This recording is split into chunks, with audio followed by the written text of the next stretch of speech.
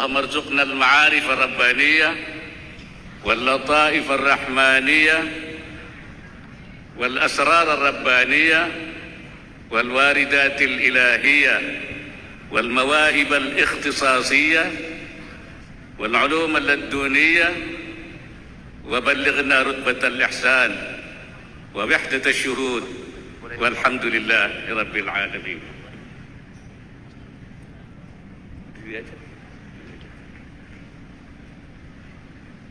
Berdiri saja, nanti kalau saya sudah capek berhenti.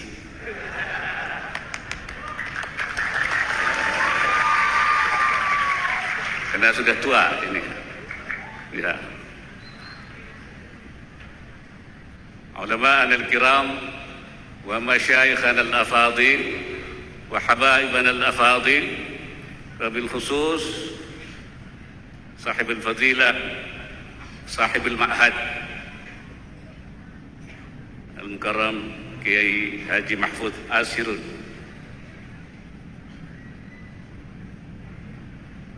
Profesor Dr. Syekh Muhyiddin Al-Awamah dari Syria. Marhaban bihudurikum Indonesia. Yang saya hormati Profesor Dr. Haji Anies Rashid Baswedan, mantan Gubernur DKI Jakarta. Yang saya hormati Abdul Hamid Rizik Syihab,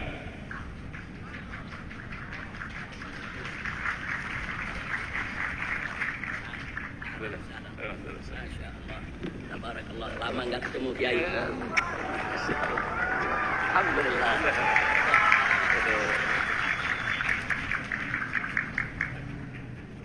Yang saya hormati Bapak Wali Kota Jakarta Barat Habib Hud Al-Attas, para ulama, para asatidz. Pertama, saya bersyukur kepada Allah Subhanahu wa taala karena bisa hadir di tempat yang penuh berkah ini, Pondok Pesantren Al-Itqan. Ini tempat pabrik namanya. Pabrik apa? Pabrik kiai di sini itu. Ya, karena saya lihat banyak kiai-kiai yang tadinya tamatan dari Al-Itqan. Paling tidak pabrik, kalau kiai haji itu KH. Ada juga pabrik HK namanya. Apa HK itu? Hampir kiai. Jadi yang tamatan di sini paling tidak jadi HK itu. Ya.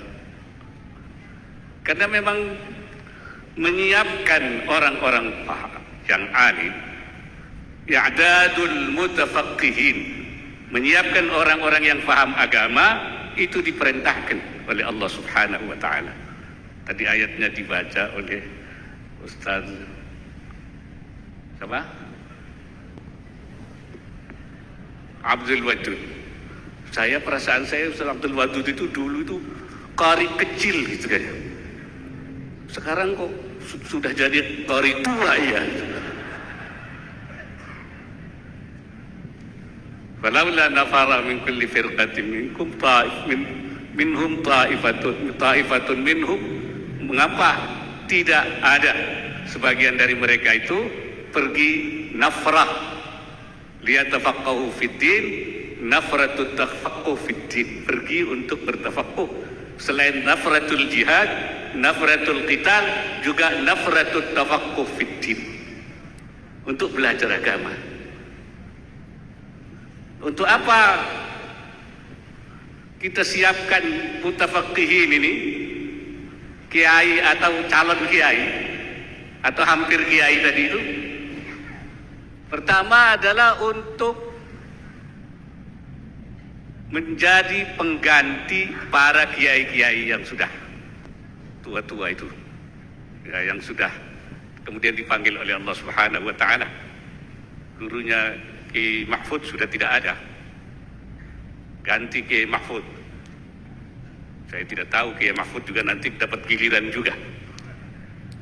Ya, nggak tahu saya dulu apa beliau dulu itu ya.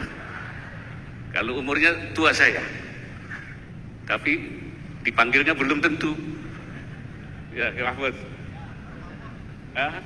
Belum tentu. Karena mereka tidak seluruhnya hidup, ulama ini. Ya. Rasulullah mengatakan, innallaha la yantazi'ul ilma intiza'an min sudurin nas. Allah tidak mengambil ilmu dari hati manusia. Tidak ada orang kehilangan ilmu. Walakin yantazi'uhu biqabdil ulama. Tapi Allah mengangkat ilmu dengan mengambil ulamanya.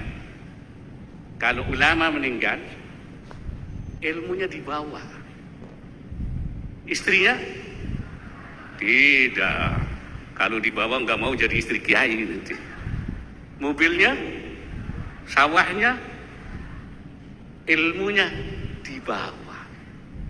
Kalau sampai tidak ada penggantinya, hatta idza lam yabqa alimun, kalau sampai di dunia ini tidak ada orang alim, ittakhadhan nas ru'usan juhala, orang akan mengangkat pemimpin-pemimpin yang bodoh-bodoh, tidak faham agama.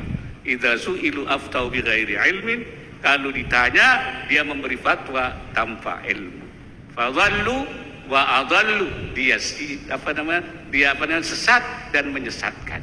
Jadi kalau sampai fatrah ulama, ini bahaya. Maka itu harus ada pabrik kiai. Nah, salah satunya alhamdulillah Al-Itqan ini sudah ribuan santrinya yang jadi kiai. Alhamdulillah. Itu. Yang kedua, untuk menyiapkan orang-orang yang akan memberikan warna masyarakat, memberikan tuntunan pada masyarakat. Ya, masyarakat ini harus diberi warna. So, pertempuran memberi warna di dalam masyarakat ini dengan warna macam-macam. Ya. Kita harus memberi warna apa? Warna Allah. Sibghatullah, wa man ahsanu minallahi sibghah. Dengan sibghah Allah atau sibghah rabbaniyah, mana warna yang paling bagus daripada warna Allah? Tidak ada. Itulah tugasnya, memberi warna, menjadi lampu-lampu, menjadi obor-obor di dalam masyarakat. Ya. Makanya kiai itu tugasnya memberi warna. Sabarin, bukan jangan kiai diberi warna. Wah, bukan sabarin tapi masbuhin namanya. Paham itu? Bukan memberi warna tapi diberi, bukan memberi warna sibghah rabbaniyah, sibghah ilahiyah, sibghah imaniyah, sibghah tasyri'iyah. Malah diberi warna apa, sibghah syaitaniyah, sibghah jahiliyah. Akhirnya malah bukan diberi warna, bukan memberi warna tapi diberi warna. Ini saya kira tugas daripada, apalagi masa sekarang ini penting sekali para kiai-kiai pesantren itu untuk memberikan warna. Karena sekarang ini orang mengatakan, nih Pak Rashid, Pak Adis tahu itu, namanya periode sekarang itu post-truth.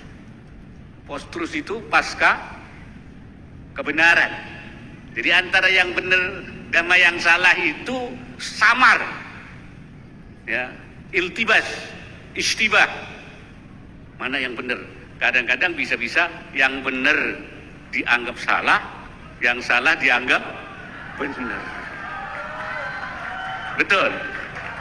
Makanya kita suruh dikasih doa oleh Rasulullah apa? Allahumma arinal haqqa warzuqna ittiba'ah wa arinal batila batila warzuqna tinabah wa la taj'al multabisan alaina. Ya Allah, perlihatkan kepada kami yang hak, kelihatan hak benar, ya, dan berikan kepada kami untuk mengikutinya. Bisa saja orang tahu benar tapi tidak bisa mengikutinya. Makanya bisa melihat hal yang benar, bisa mengikuti hal yang benar. Kemudian juga supaya diberikan arinal batila batila, yang batil kelihatan batil. Wa arinal warzuqna ijtinabah, dan berikan kepada kami kemampuan untuk menjauhi. Bisa saja tahu itu batil, tapi tidak bisa menghindari. Nah, kalau tidak ada namanya inayah rabbaniyah, yaitu inayah itu apa? Pertolongan Allah untuk mampu. Jangan sampai iltibas. Karena itu saya menamakan zaman post-truth sebagai zamanul iltibas, zaman kesamaran antara hak dan batil tidak jelas. Tapi hak yang batil tidak jelas itu samar itu untuk orang awam, orang yang bukan kiai, bukan hampir kiai, bukan kiai haji atau HK, ya hampir itu tidak ada samar. Kalau orang yang sudah tahu, sudah belajar, sudah jadi santri, itu tidak ada kesamaran, tidak ada. Makanya Imam Ibnu Athaillah mengatakan, la yukhafu alaika iltibasu turuq alaika. Tidak dikhawatirkan adanya kesamaran jalan di antara kamu. Enggak samar. Kenapa? Karena yang jelas qad tabayyana ar-rusydu minal ghayy. Yang petunjuk dan yang penyimpangan itu sudah jelas. Tabayyin. Sudah enggak bisa terserupakan. Kalau orang kiai enggak bisa. Walakin yukhafu alaika, tetapi dikhawatirkan, yang dikhawatirkan pada kamu apa? Ghalabatul hawa alaika, yaitu dorongan hawa nafsu. Jadi penyakitnya kiai, penyakitnya santri bukan kesamaran, bukan iltibas, tapi ghalabatul hawa nafsunya ini. Nah, makanya itu di pesantren itu dididiknya bukan hanya diberi ilmu, bukan hanya ilmu saja, ya, dididik.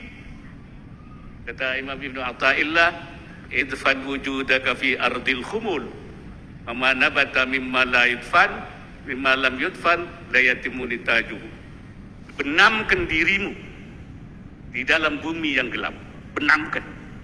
Karena sesuatu apa yang tumbuh itu tidak akan bisa baik pertumbuhannya kalau tidak ditaruh, ditanam. Jadi Imam Ibnu Athaillah menyamakan manusia dengan pohon. Jadi pohon itu kalau ingin baik tanam, kalau tidak ditanam, ditaruh di atas tanah, pertumbuhannya tidak baik. Bahkan sesudah ditanam tuh bisa tumbuh, bisa menembus tanah, menembus batu, bahkan harus juga dipelihara supaya tetap lurus, jangan bengkok. Nah itu pohon. Manusia itu sama, harus ditaruh di tempat yang jauh dari keramaian. Sebelum jadi pemimpin, sebelum mengalami hidup di dalam masyarakat, dia harus dibenamkan dulu, ditanam dulu, dilatih dulu, di kawah candra dibuka. Itulah pendidikan pesantren itu, untuk menanam anak. Makanya jangan merasa kalau taruh anak di pesantren, waduh kasihan sekali. Tidak, itu dalam rangka menanam. Ada 3 hal di pesantren itu yang ditanamkan. Pertama, ilmu. Coba dengan ilmu itulah dia bisa membangun masyarakat. Tanpa ilmu dia tidak tahu kemana, mau dibawa kemana. Yang kedua, namanya itu tazkiyatun nafs, membersihkan jiwanya.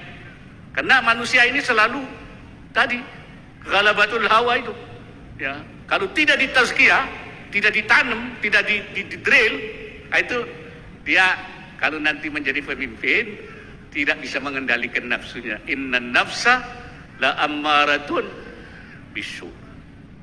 Kenapa? Karena agama juga bisa jadi, kata kiai, bisa jadi sil'ah tijariyah. Agama itu bisa jadi barang dagangan. Nah, jual agama itu mahal loh, bayarannya besar itu. Nah, jadi kalau tidak mempunyai nafsu zakiyah, jiwa yang bersih, nah di pesantren itu diberi ini. Yang ketiga, ditanamkan, yaitu supaya tathhirul qalbi an mahabbatil aghyar, namanya itu.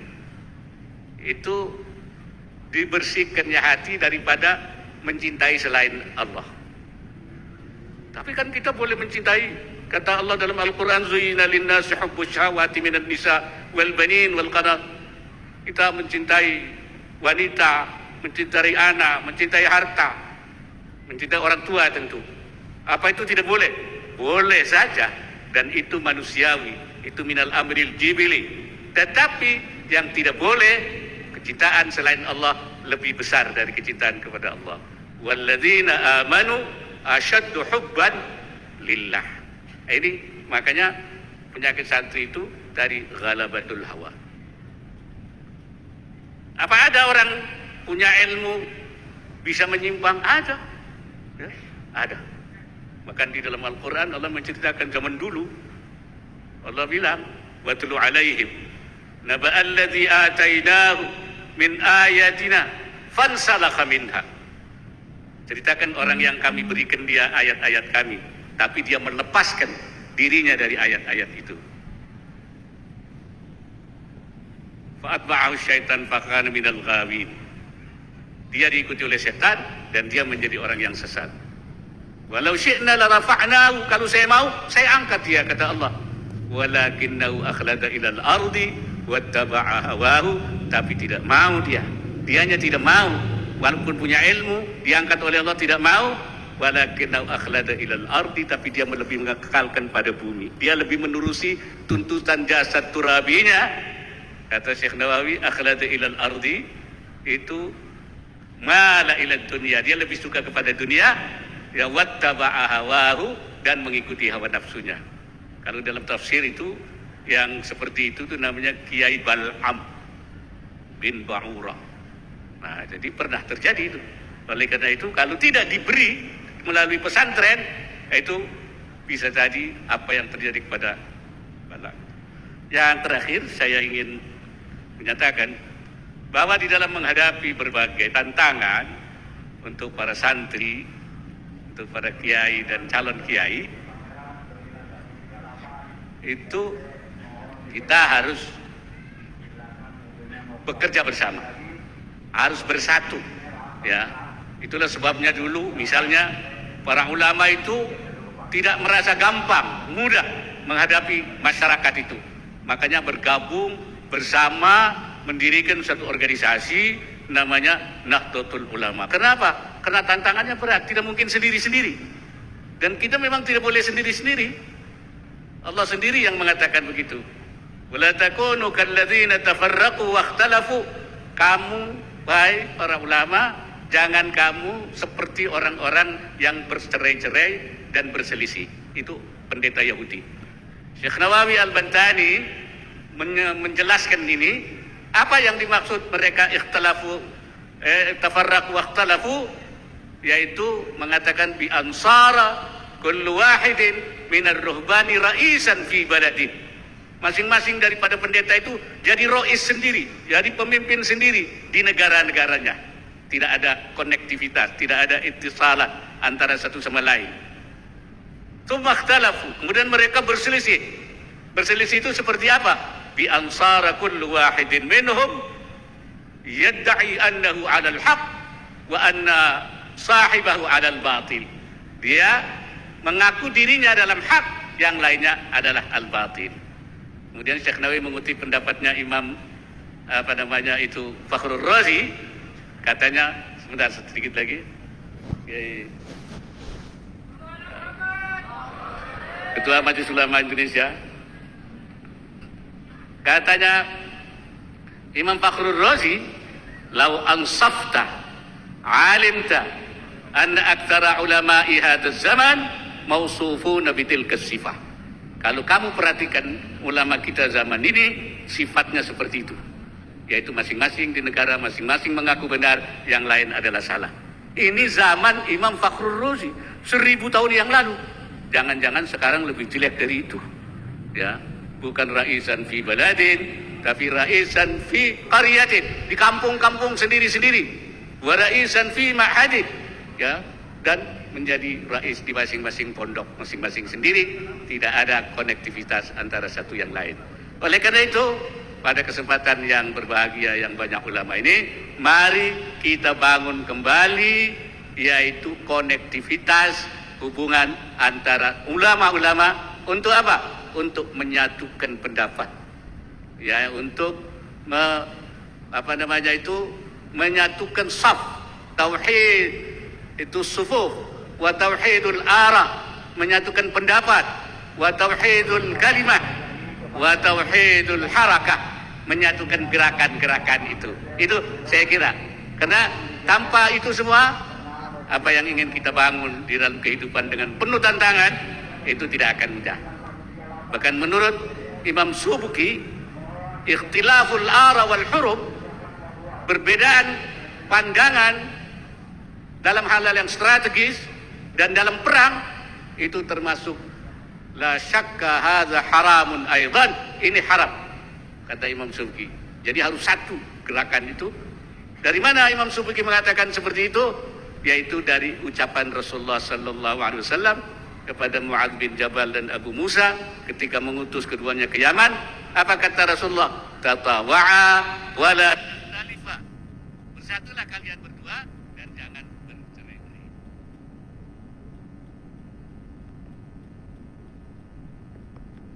Ya, jadi itu saya kira. Tatawa'a wala takhtalifa. Kalian harus bersatu, saling mentaati dan jangan berselisih. Karena apa? Karena terjadi ikhtilaful ara wal huruf, itu kata Imam Subki, tadyi'ul manafi'il diniyah wal manafi'il dunyawiyah, itu akan menghilangkan, mencirnakan manfaat agama dan manfaat keduniaan. Saya kira itu yang dapat saya sampaikan pada kesempatan yang berbahagia ini.